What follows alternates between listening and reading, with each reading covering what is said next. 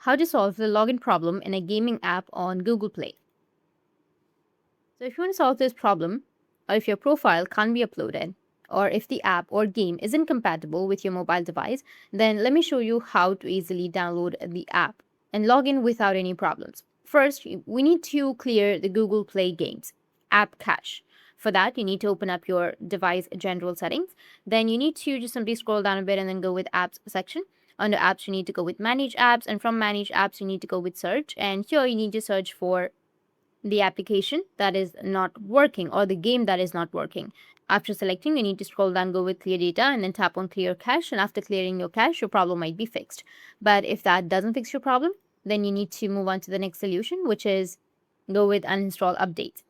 And after that, you need to go back and then open up your Play Store. From your Play Store, you need to go with search and search for the application. And after searching for the application, you need to just simply go and update it. After updating the application, your problem might be fixed. That's it. And if you have any questions, feel free to comment below. Thanks for watching.